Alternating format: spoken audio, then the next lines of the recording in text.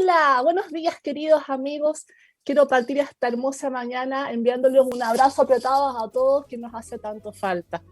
Soy Chen Huilin, psicóloga especialista en trauma y en MDR y conductora de este programa Café Kintsugi, que se transmite todos los martes por Radio Hoy, su señal de audio y TV streaming, y además por el canal 131 de TV Sabi. Déjanos tus preguntas por mensaje en Instagram, @cafekintsugi. Trataremos de responder todas tus preguntas en este programa en los siguientes. Bueno, y aquí estoy con mi café de media mañana. No sé a ustedes, pero a mí un poquito de café en las mañanas me ayuda a despertar. Y antes de presentar a nuestro invitado de hoy, que estoy segura que les va a encantar, quiero hablarles de una noticia de neurociencia. Neuralink, empresa de Elon Musk, la semana pasada nos mostró una nueva tecnología que habla de un chip neural. Le implantaron a un monito este chip con el cual aprendió a controlar un videojuego solo con su pensamiento, sin joystick, sin mouse. No sé a ustedes, pero a mí eso me parece súper revolucionario. Es casi como las películas de ciencia ficción, como que ya se comienzan a hacer realidad. Y además que las posibilidades infinitas que se le dan a todas estas personas con necesidades especiales son maravillosas. Empieza a cambiar la calidad de vida de muchos de nosotros. Bueno, nuestra sociedad está en un proceso hermoso de construir una carta magna. Y nosotros como Café Kintsugi, probablemente como muchos de ustedes, nos parece que un eje fundamental es la salud y la salud mental. Nosotros es un espacio que tenemos pensado para transmitir de ustedes, hablar de psicología, neurociencia, felicidad. Así que nos parece que no podíamos abstraernos de este hito tan importante. Así que por esto hoy está con nosotros Ivo Vukušić. Espero haberlo pronunciado bien. Sí. Él es candidato a constituyente por el distrito 11, Peñalolén, La Reina, Las Condes, Lo Barnechea y Vitacura, si no me equivoco. Sí. Médico de la Universidad Mayor y ecologista. Y además, Ivo, eres director, esto lo voy a leer porque es tremendo tu currículum, director del Instituto Chileno de Fenomenología Médica, y esto es muy bonito, dedicado a la medicina integrativa, la cual se define como una propuesta que entiende la salud desde una perspectiva cultural, científica, coherente y comunitaria. Ojalá alcancemos a hablar de eso para que nos explique. Y además tiene formación en medicina tradicional china, ayurveda, antroposófica, mapuche. ¿Cómo estás, Ivo? Bien, un gusto de tenerte acá. Muy contento de poder compartir contigo y con la gente a través del programa. Ahí muy entusiasmado con las cosas que están pasando, un poco preocupado también, pero de alguna manera, si bien los próximos días se ven más difíciles, hay varios elementos que piensan que este año va a ser mejor de lo que fue el año pasado, y en ese escenario también tratando de aportar lo que se pueda en estas últimas semanas más difíciles, pero también con harta esperanza, con hartas emociones positivas de lo que podría ser, sobre todo después de junio de este año, así que con eso también un poco más tranquilo en términos de esperanza. La pandemia nos pilló mal en términos de nuestras estadísticas propias de salud mental. Nosotros como país tenemos una de las cifras más altas de depresión y suicidio. De hecho, si recuerdo bien, en términos de suicidio y de países de la OCDE, somos el segundo país después de Corea en que la tasa de suicidio aumentó en vez de ir bajando. Y eso ya era pre-pandemia, o sea, post-pandemia esperemos que no aumenten estos indicadores. Lo bueno de esto es que justo coincidió con nosotros en que estamos en un proceso social muy bonito de cambiar nuestra constitución. Entonces, aquí es donde te quiero preguntar, a tu juicio, ¿cuál es tu propuesta o qué debiese cambiar en la constitución, nuestra Carta Magna, para que tengamos una salud y una salud mental de mejor calidad que la que tenemos actualmente? Claro. Ahí hay dos dimensiones. La primera dimensión tiene que ver como en términos de propuesta, que mi propuesta de la candidatura es avanzar un poco más en democracia participativa. Entonces, para mí uno de los ejes fundamentales, que también ahí podemos comentar un poquito de los ejes que tienen que ver con la felicidad, que se han explorado principalmente las políticas de un país que se llama Bután y que han tenido un poco de efecto en otros lugares del mundo, tienen que ver con que un eje de la felicidad y la salud mental tiene que ver con la participación. Y hay una frustración muy grande en términos de la falta de capacidad de poder participar en las decisiones de la comunidad. Es una de las cosas que tienen unos efectos muy negativos, el que las personas no puedan incidir en los aspectos que van determinando su vida, es algo que daña en la mente y en la salud mental, y que uno lo puede ver de manera muy drástica en esta gente que está entrando en formas de manifestación muy violentas, que tienen que ver un poco con el desafío que representa el tener una discapacidad o un impedimento para poder participar de la toma de decisiones, que van generando frustración que de pronto puede colapsar en actos de violencia muy llamativos, muy intensos, muy drásticos, con todo el prejuicio que eso tiene para la persona que lo recibe, como también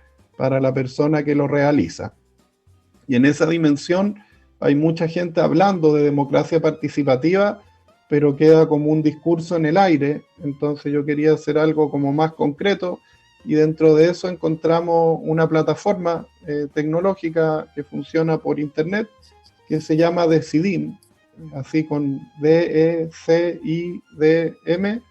que es una plataforma que desarrollaron en la Unión Europea para democracia participativa a nivel así profesional, y varios municipios de distintas comunas, de distintas ciudades de Europa, ocupan esta plataforma para poder tomar decisiones de manera participativa. Entonces, ciertos presupuestos, qué se va a hacer con un lugar que es público, una serie de decisiones se toman con esta plataforma, y con un equipo actualizamos esta plataforma y creamos ecoconstituyentes.cl, y en ecoconstituyentes.cl la gente se puede inscribir, y ahí el compromiso de la candidatura es que en caso de ser electo, y ha sido muy entretenido que otros candidatos también les ha gustado la idea, entonces en caso de que cualquiera de los candidatos que estamos electos, que estamos en ecoconstituyentes.cl,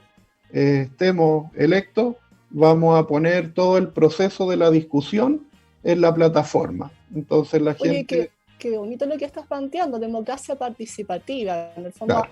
a partir, mediante una plataforma tecnológica al alcance de todos. Sería la idea también, pero entiendo que no solamente sería para en caso de que tú salgas electo, sino que en el fondo como instaurarlo como medio de que toda la ciudadanía pueda manifestarse de aquí a todas las decisiones que vayamos tomando, y de un modo más ágil, no esperar que haya un tema hipermacramente importante para que hagan una elección, un plebiscito, etcétera, sino que una participación más activa en el fondo, más ¿no? permanente, o que esté la oportunidad igual. Entonces ahí la propuesta, la gente que le interesa se inscribe, y de ahí por cada discusión que surge en la constituyente se abre un proceso, y ese proceso tiene días de reuniones, de fechas, de encuestas, de información. Entonces al proceso uno le puede poner muchas cosas, y la gente que tiene acceso a internet desde el celular, desde el computador, puede ir viendo ese proceso y puede solamente observarlo, o si quiere puede observarlo y participar, poner su opinión, discutir, y si al final se genera un consenso, en el fondo en la asamblea representaría ese consenso, en la convención, perdón, presentaría ese consenso, no mi propia definición, sino lo que se hizo de manera participativa en la plataforma.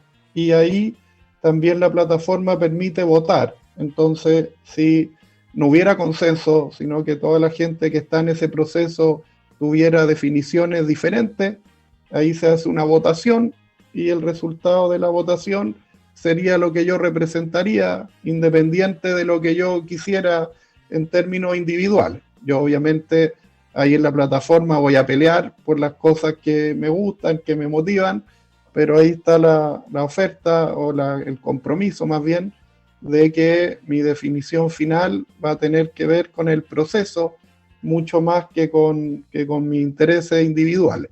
Por supuesto. Sería ese interesante complejo que además existe. esta metodología que tú estás proponiendo quedara como una metodología país, en el fondo, para todas las cosas, porque lo que tú dices de esto de la participación ciudadana, cuando no se da, y sobre todo cuando hay desesperanza o cuando está la sensación de que mi voz no importa, efectivamente genera angustia, creencias en nosotros muy negativas, como por ejemplo, no soy importante, no, mi voz no es importante, o soy inútil, o no soy visto, no soy apreciado. Y eso lo podemos ver tanto en nuestras familias como a nivel macro. Entonces, es un punto de vista muy bonito el que estás planteando, de visibilizarnos, en el fondo, hacernos sentir a cada persona que somos importante y que tenemos un medio más permanente, ¿no? Más activo de poder hacer nuestra participación y no limitarnos a eventos muy esporádico cada 4 años.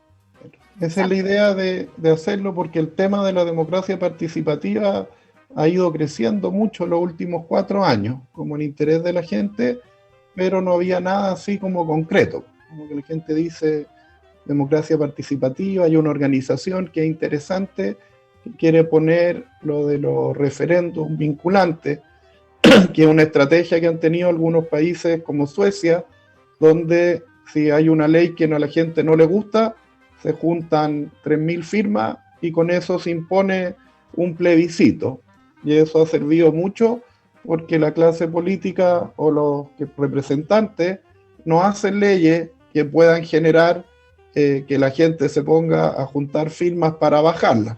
Entonces, no se han hecho muchos referendos revocatorios que se llaman o para modificar una ley, pero ha tenido un efecto como esto de la paz armada, de que como existe esa alternativa, los políticos como que ciertas leyes que generan mucho diferencias en relación a las expectativas de la población no entran en esas materias, porque si lo hacen saben que la población va a reaccionar de esa manera, y el costo político de que uno plantee una idea y que la sociedad se tenga que movilizar para bajar tu idea es muy alto. Entonces eso ha tenido muchos impactos positivos y adhiero a esa propuesta, la encuentro una buena propuesta, y he colaborado con esa organización dentro de lo que ellos van abriendo para que seamos muchos los posibles constituyentes que estemos con esa idea de que la Constitución tenga esa herramienta, pero quería ir por algo más directo. Ahí me hubiera gustado más el que fuera algo no tan tecnológico, en términos de que hay mucha gente que no tiene Sí. alfabetización digital, no tiene tanta facilidad para el tema del computador, pero al final, si bien es como una propuesta nomás que es muy cómoda y es muy efectiva para la gente que se maneja, porque se crea un usuario, después uno confirma con diferentes elementos que ese usuario sea real y no sea un impostor o sea un robot así tecnológico. Por el tema de la votación, uno confirma a la persona y de ahí listo, está ese tema ahí disponible.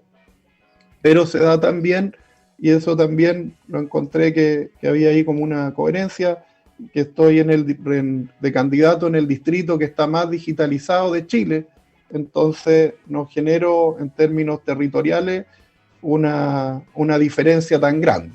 Y ahí Claro. obviamente hay espacios menos digitalizados que hoy en día se conocen por distintas encuestas, y ya eso no lo tengo evaluado ahora, pero en caso de ser Sobre electo, todo en las partes rurales, ¿no? Claro. claro, pero en la parte Oye, del antes de seguir, distrito te quiero 11, invitar a que dale. escuchemos a Nelly Rosenthal con su canción Báilalo, Mujer. A mí me encanta esta canción porque es power para las mujeres y además que me encanta nuestra artista nacional. Vamos a escucharla ahí un ratito y ahí continuamos. Y bueno, aquí estamos de nuevo, espero que les haya gustado esta canción, que a mí, como les digo, me entusiasma mucho porque además es una chilena que está ahí hablando por nosotras. Continuamos vivo, te quiero pasar a otro aspecto. Nuestra atención primaria bueno, sabemos que está sobrepasada por toda la situación del COVID, pero el sistema no da abasto claramente. Pero si vamos a la parte puntual de la salud mental, e incluso aunque estuviésemos en situación pre-pandemia, la atención, la verdad es que no es de la mejor que pudiésemos esperar. Si va alguien a solicitar atención dental, se puede demorar meses, incluso sé de casos que hasta un año en que los llamen a una primera sesión. Y cuando se logra ir a esta primera atención de tratamiento psicológico, psiquiátrico y médico, pero en función de la salud mental, va entre 10 a 20 minutos, una atención súper flat, que va contra todo presupuesto del tratamiento psicológico. Y más encima, idealmente sería, dependiendo del caso, al verlo 2 veces a la semana o al menos una vez a la semana. Más encima, la mayoría de las veces, la siguiente atención es hasta 15 o incluso un mes después. Entonces, es imposible brindar una psicoterapia de calidad.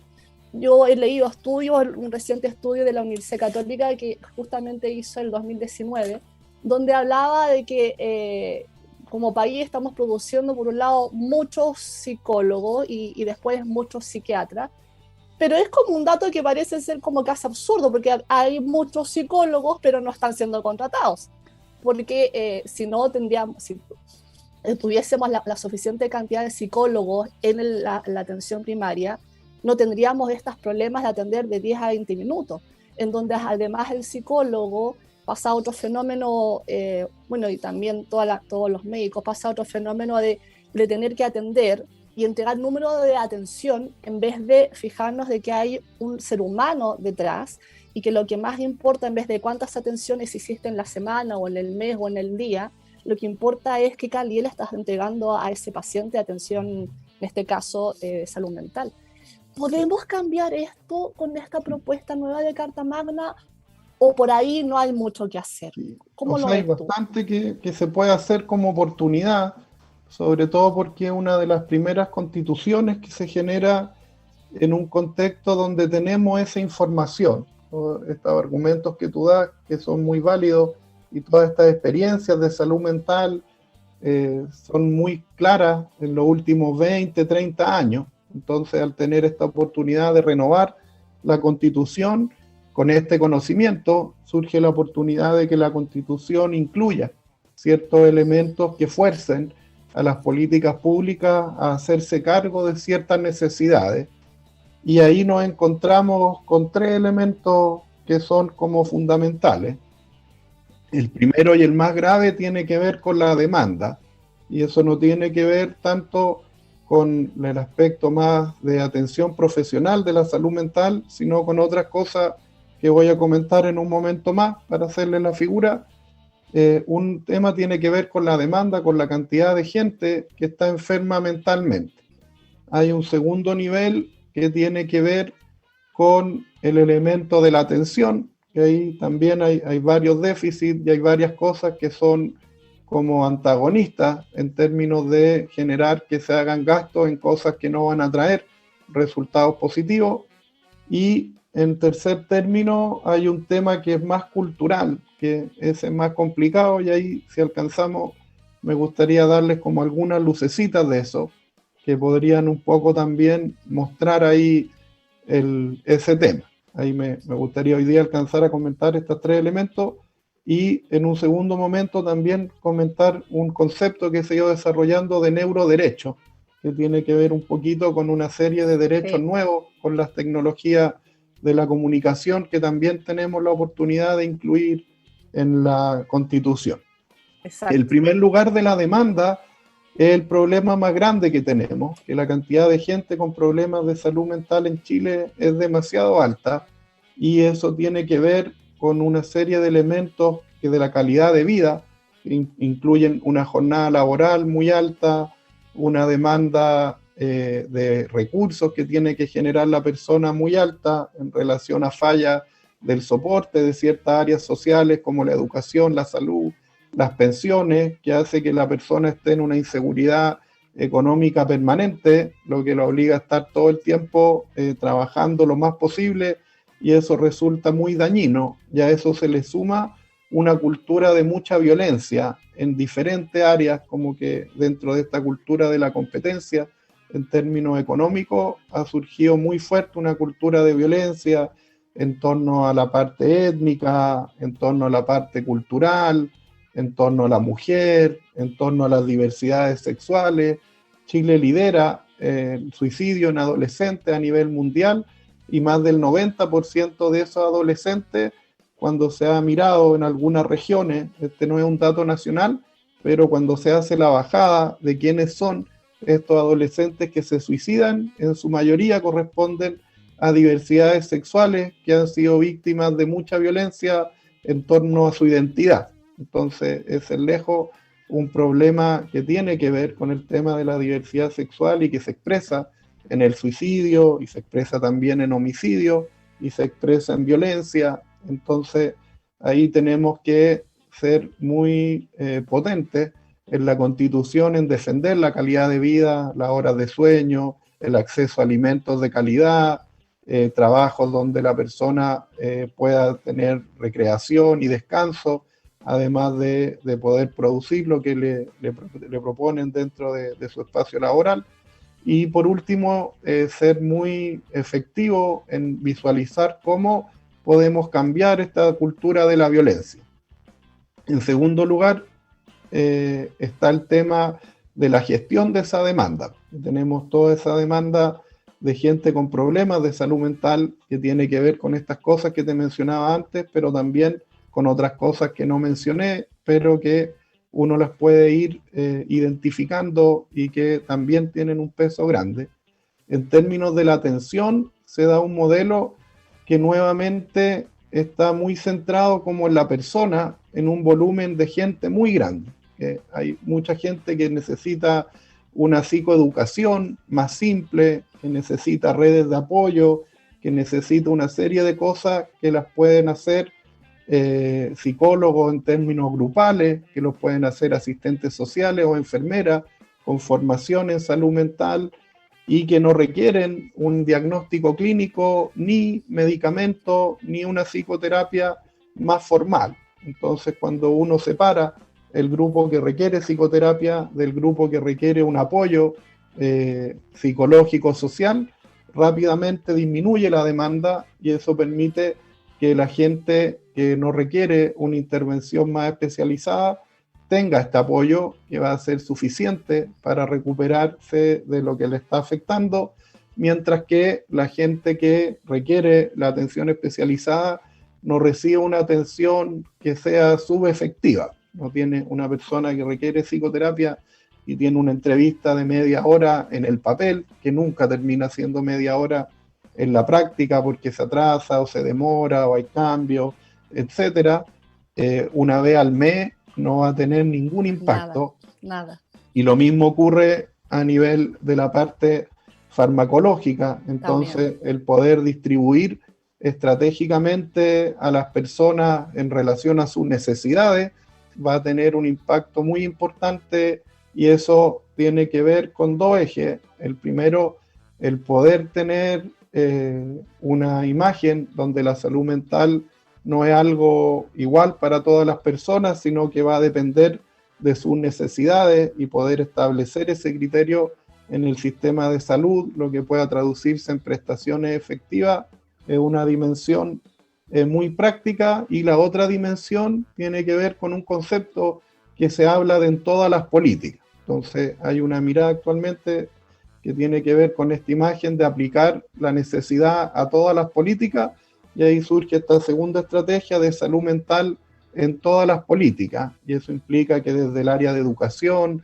desde el área del trabajo, desde el área de la previsión social, se puede incorporar psicólogos y gente especialista en salud mental que va a poder desde otros lugares gestionar parte de esta demanda. Entonces, cuando ponemos la salud mental en todas las políticas y con las graves cifras que tenemos en nuestro país, sería un error no hacerlo, porque eso repercute en todo y lo vemos en todo lo que ha pasado en este estallido social.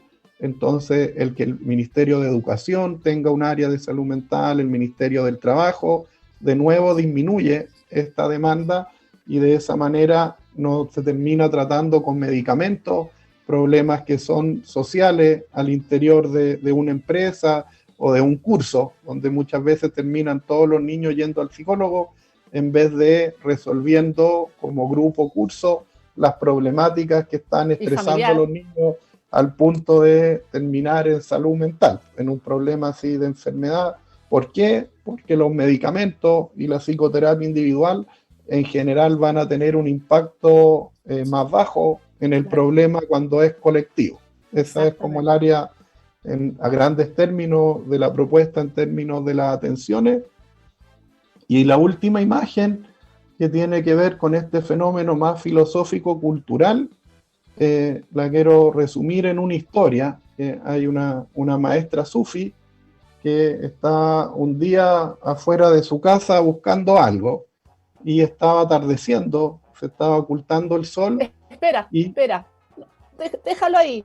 ¿Ya? Nos van a cortar, así que listo, entonces la cortamos a la vuelta. Para no cortarte la historia. Ya, perfecto. Antes que nos hagan... Ya, démosle entonces. Nos vamos a una tanda comercial. Perfecto. Gracias, Ivo. De nada.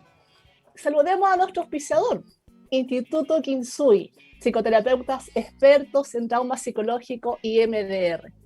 MDR, ¿qué es? Es una terapia psicológica de tercera generación basada en evidencia científica y orientada al tratamiento del trauma psicológico. Reservas al WhatsApp, más 569 56 34 50 78. El trauma se puede superar. Ivo, nos ibas a contar una historia. Dale ahora. Ahí estaba este último elemento que es como más complejo, pero que igual es interesante, y esta historia de pronto ayuda a visualizar ese elemento de manera más sencilla. Estaba Rabida, que les contaba, que esta maestra sufi, que un día la encuentran buscando algo afuera de su casa, y estaba como atardeciendo, ya no había tanta luz, y ella era más bien una persona mayor, entonces los vecinos la miran buscando algo y se acercan como para ayudarla. Entonces le dicen, ¿qué te pasó? ¿Qué estás haciendo? Y le dice, estoy buscando. Y todos le dicen, ya, pero te ayudamos. Y es como, ya, bueno, ayúdenme. Y entonces le dicen, ya, pero ¿qué estás buscando? Y él dice, pues estoy buscando. Y entonces le dicen, pero estáis loca, ¿cómo te vamos a ayudar si no sabemos qué estás buscando? Entonces le dice, bueno, no sé, una aguja. Y todos empiezan a mirar así, y en verdad estaban en un camino. Entonces como que empiezan primero a tratar de ayudarla a buscar, pero al poco tiempo se dan cuenta de que no va a funcionar eso. Entonces le dicen, oye, pero ya estamos buscando la aguja y todo, pero este lugar está súper grande y no sé, pues si nos dices dónde se te perdió más exactamente, como para concentrarnos ahí. Y entonces ella le dice, en la casa. Y todos quedan mirando así, como que ahora sí que te rayaste, te perdimos rabia así, porque como lo estáis buscando afuera, si la aguja está en la casa, o estáis demasiado mal. Y le dice, que lo que pasa es que la casa está oscura. Entonces, y acá afuera hay luz. Entonces quedan todos ahí como totalmente desorientados.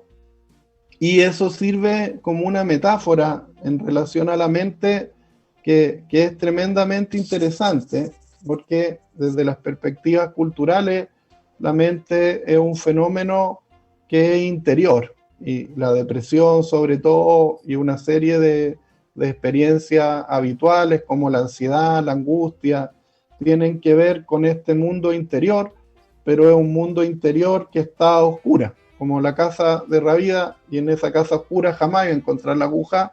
Entonces ella sale a buscarla afuera, porque afuera había luz, pero uno no puede encontrar afuera, por más iluminado que esté el camino y por más ayuda que tenga externa, algo que está adentro. Y esa es un poquito una de las dificultades que tenemos en un nivel más filosófico-cultural, que habitamos una cultura que está muy marcada por lo que pasa afuera, y eso es complicado porque todos nuestros órganos de los sentidos, la visión, la audición, el tacto, el gusto, nos conectan exclusivamente con el mundo externo, y cuando toda la propuesta educativa que nos pone metas externas, que nos pone roles externos, tenemos todo un sistema que nos invita a mirar hacia afuera y a vivir en torno a lo que ocurre afuera, pero los problemas de salud mental ocurren adentro. Entonces estamos todo el tiempo como tratando de encontrar la aguja afuera, pero la aguja está adentro, entonces no la vamos a encontrar. Entonces ahí tenemos un desafío que es como de otro nivel, pero que también cuando uno lo empieza a mirar, puede estar en los niveles anteriores, como que en este primer espacio que les decía yo de la violencia, de la calidad de vida, uno puede ir de a poquito permeando esa calidad de vida, ese tema de la violencia, con estas imágenes que en general vienen de propuestas de sanitarias del mundo mapuche, del mundo aymara, de la ayurveda, del budismo, del sufi, de la medicina tradicional china, del zen de origen japonés, como que hay todo un mundo de espiritualidad donde también existe una espiritualidad cristiana y una espiritualidad católica, pero que tiene que ver con este trabajo como hacia el interior. Entonces, me encanta lo que tú estás planteando, porque coincide mucho con mi visión de alguna manera, con mi orientación también como psicoterapeuta. Observo lo mismo que tú estás planteando, es decir, la mayoría de las personas que yo atiendo llegan muy puestos en las exigencias externas, porque nos han formado desde chiquititos que en la nota 7, la nota 7, la nota 7, y si llegas con un 6, papá o mamá, mala cara, o te castigan de frentón.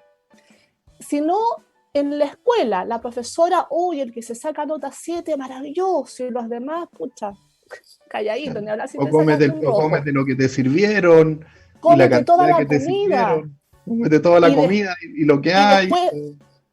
Claro. Y después tenemos sobrepeso, y esto es casi tragicómico, porque cuando chicos cómete toda la comida y no te tienes que parar de la mesa. Claro. Y más encima el chiquitito tiene un estómago de este tamaño, sí, microscópico, y le sirven un plato así, sí. Y después el pobre, bueno, trata de hacer todo lo posible, porque si no mamá, papá, que son mis ídolos, me van a castigar y yo no los quiero decepcionar, además que los paso mal porque me llega un reto. Y cuando soy adulto, papá y mamá te dice, estás comiendo mucho. Sí. Y ahí de nuevo hacer dieta. Pero todo el tema siempre está esta imagen como externa. Y ahí, todo lo externo. Y nos pasamos satisfaciendo al externo, y en esa desatisfacción al externo, que además también está muy orientada en esta búsqueda del éxito o la búsqueda del amor, que no somos conscientes que estamos haciendo eso, porque funcionamos como en automático. Y en esta orientación al externo nos olvidamos de nosotros, de la casa oscura. Nos olvidamos de quiénes somos, no nos aprendimos a mirar, y en esto también está todo el mundo emocional. No sabemos reconocer si tenemos pena, miedo, llanto, ira, alegría, felicidad. No sabemos, no tenemos nuestra conexión con nuestro cuerpo, porque la emoción también la sentimos en el cuerpo. El trauma lo siente nuestro cuerpo. Dolores de cabeza, dolores de estómago. Si el colon se te infla, no es porque algo externo está pasando y le llegó al colon, es porque tú estás recibiendo una estimulación que no estás sabiendo administrar, no estás leyendo. Entonces, ojalá... Una dimensión que es como la dimensión más espiritual, que ese es el nombre que tiene. Hoy día, como estamos un poco como enajenados de eso, lo espiritual suena como algo místico, como algo como más del terreno de la fantasía. Budista, ¿no? Claro, también. Pero el espíritu es como se llama ese mundo interno, es como la traducción de ese mundo interno que no es material en términos concretos, que obviamente está vinculado con la materia, pero que está ahí en ese espacio, y eso tendría que entrar en este tema de la violencia y de la calidad de vida con algún protagonismo. En segundo lugar, tendría que entrar en este tema asistencial con algún protagonismo, y ahí hay ejercicios bien exitosos como estas prácticas de mindfulness que han hecho en Inglaterra, en California, con resultados muy importantes, sobre todo en trastornos de salud mental menos severos, que nuevamente disminuyen los requerimientos de atenciones más especializadas, y debiera entrar también, como en todas las políticas, esa dimensión.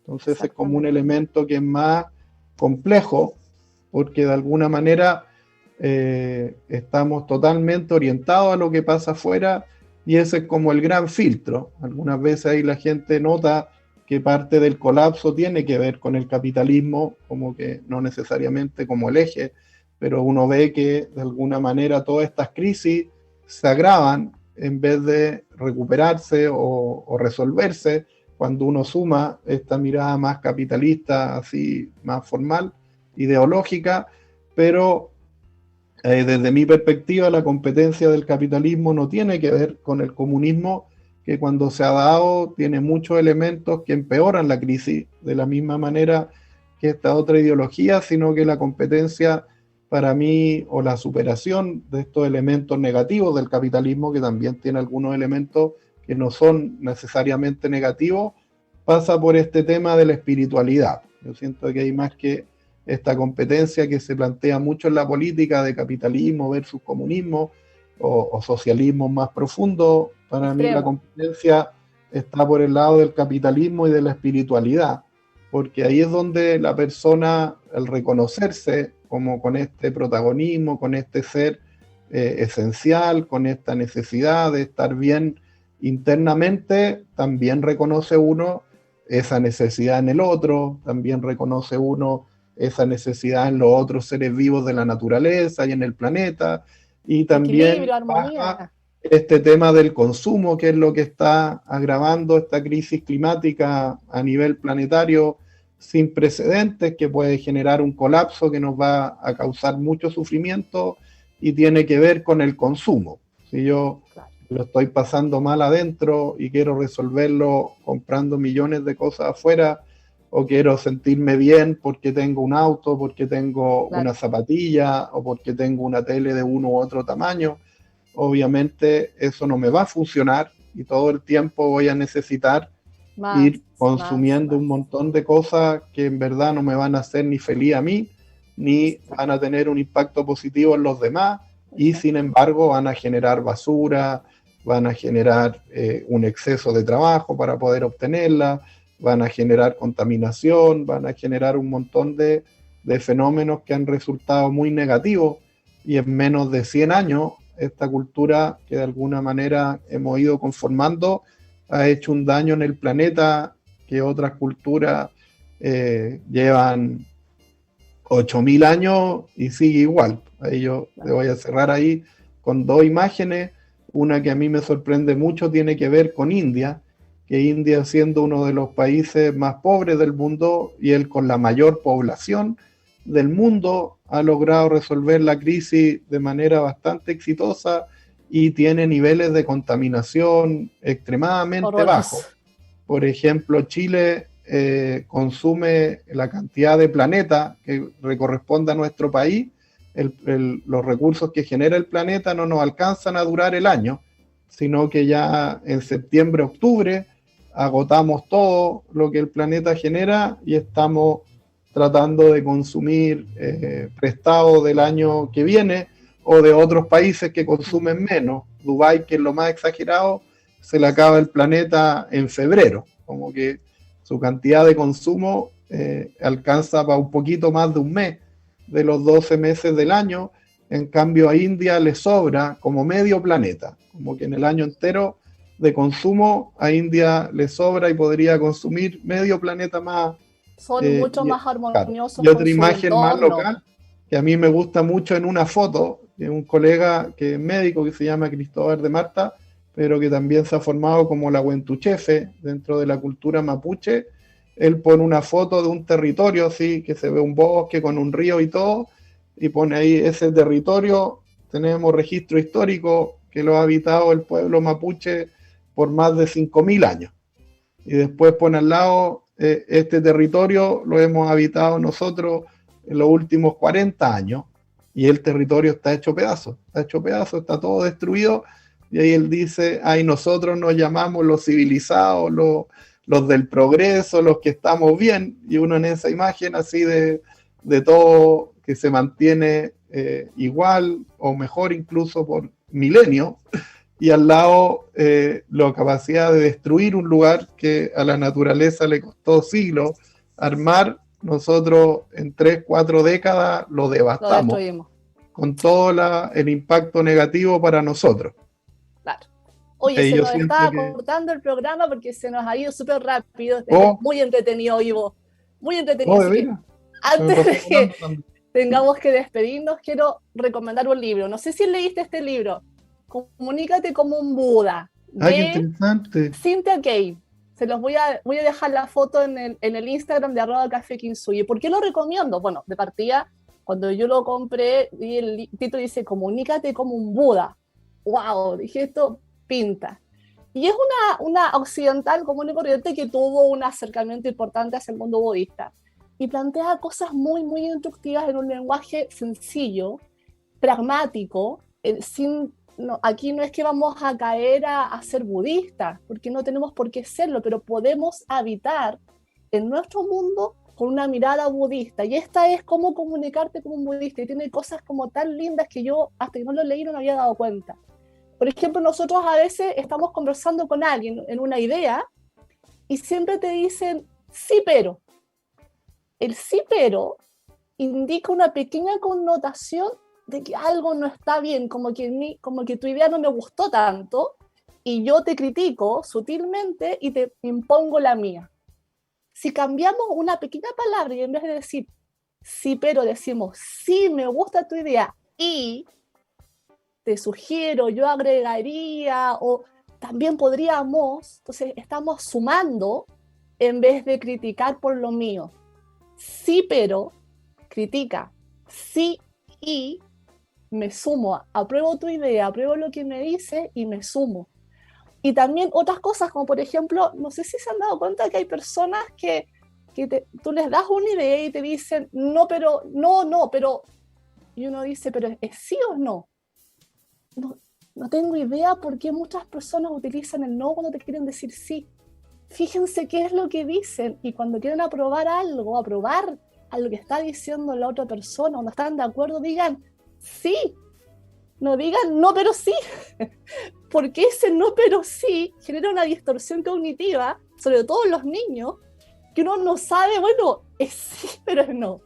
Y lo tenemos en el lenguaje, y el lenguaje nos habitamos en él, nos expresamos, nos comunicamos, nos relacionamos. Los que puedan, léalo por favor. Les voy a dejar la foto en el Instagram. Y quiero dejar una última pregunta, que antes que se nos acabe el programa. En 5 minutos, ¿cuál es tu receta para la felicidad, Ivo? Ahí en 5 minutos lo primero tiene que ver con cultivar este espacio interior, como que eso es lo primero y eso resulta dramáticamente difícil porque todo nuestro sistema de los órganos de los sentidos, de nuestra cultura, está totalmente orientado hacia afuera. Entonces tenemos muchos compromisos, tenemos muchas expectativas, tenemos muchas creencias que vienen de afuera y ese mundo de afuera no en ningún caso va a tener la capacidad de hacernos felices. No existe esa alternativa y vamos a poder tolerar o habitar ese espacio de infelicidad de diferentes maneras que pueden ser más cómodas, más confortables o más dolorosas o más desafiantes, pero que no van a tener la oportunidad como de ser felices. Y ahí el poder ir hacia adentro, el poder entrar a esa casa oscura, de pronto nos va a permitir encontrar esa aguja, pero esa aguja no va a ser una respuesta como cognitiva. No es como uno a veces tiene esta respuesta de descubrir quién es, como que viniera una voz o uno tuviera esta idea espectacular que dijera, yo soy Juanito, soy Roberto, o yo soy tal persona, o yo tengo este nombre ancestral. No, el descubrirse a sí mismo no es algo racional, sino que es una experiencia más total y muy corporal. De pronto como el descubrirse a sí mismo, que en el fondo la búsqueda que plantea Ravida no tiene que ver con la búsqueda de la aguja, y eso queda muy claro porque lo primero que responde ella cuando le dicen ¿qué hace? Estoy buscando, y le da lo mismo lo que está buscando, porque en el fondo esa búsqueda de la felicidad tiene que ver con encontrar al buscador o a la buscadora. Es como descubrirse uno respecto de quién es y en ese respecto de descubrir quién uno es, uno de pronto se siente uno. No es que uno encuentre un carnet de identidad que diga eres tal persona, o vaya una voz a decirte sí, eres tal persona, sino que uno de pronto se siente uno. Y cuando uno se siente uno, ser feliz es mucho más fácil. Y ahí yo siento que ese es como el camino, y ese camino tiene muchos caminos. Ahí me gustan mucho las escuelas de desarrollo espiritual, del mundo mapuche, del yoga, del mundo aymara, del mundo diaguita, del mundo Rapanui, del mundo del Zen. Es muy bonito el Tao, es muy bonito el Zen, hay escuelas cristianas. Hay el mundo que me encanta a mí de los mayas. El mundo maya es una cosa así muy, muy linda de desarrollo espiritual. El último tiempo me enganché muchísimo con el druidismo. El druidismo es como una neopropuesta porque viene de una tradición celta más antigua y del paganismo, que están los Wicca, que son como las brujas y los brujos, y está el druidismo, que es la versión como más política, pero que es muy igual a la de los Wicca. Y ahí el mundo del druidismo ha sido en estos últimos años el que me ha cautivado más, porque tiene una conexión muy profunda con la naturaleza, así como a los cristianos les toca ir a rezar, o a los yogis les toca ir a hacer asana y prácticas contemplativas. En el druidismo a uno le toca plantar bosques, como que uno ahí su práctica religiosa es o plantar un bosque o cuidar un bosque que ya existe. ¡Qué hermoso! Claro, y tiene un montón de cosas que me resonaron mucho, pero el tema tiene que ver con uno cuestionarse y tratar de ir a ese lugar oscuro, y estando ahí oscura, la pupila se empieza a dilatar y uno empieza a ver un poquito y empieza a ver con qué lo ilumino.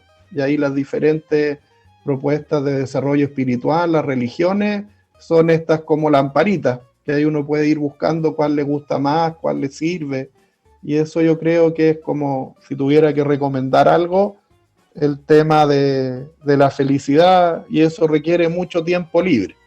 Como para poder darse vuelta en esos temas uno requiere de tiempo libre. Entonces, en términos prácticos, como que primero lograr construir una vida que nos permita el tiempo libre, y ya teniendo tiempo, el poder llenarlo con alguno de estos temas que nos permitan conocer más quiénes somos, y desde ahí ver lo que se puede hacer. Y ahí hay muchas cosas que nos llevan a la pregunta original en la educación, en el trabajo, que van a impactar esta salud mental y esta oportunidad de ser felices. Ese es un poquito. Y ahí para cerrar, con eso, quería invitarlos a darse una vuelta, además de por ecoconstituyentes.cl, que es esta página donde está esta capacidad de hacer democracia participativa. Tenemos un espacio más grande y común que se llama Pacto Chile Verde, y en pactochileverde.cl, que es un espacio que no es de partidos, sino que hay gente de muchos partidos, gente independiente, un espacio abierto en términos de estas divisiones políticas, como de partidos políticos, como de algo que se rompió.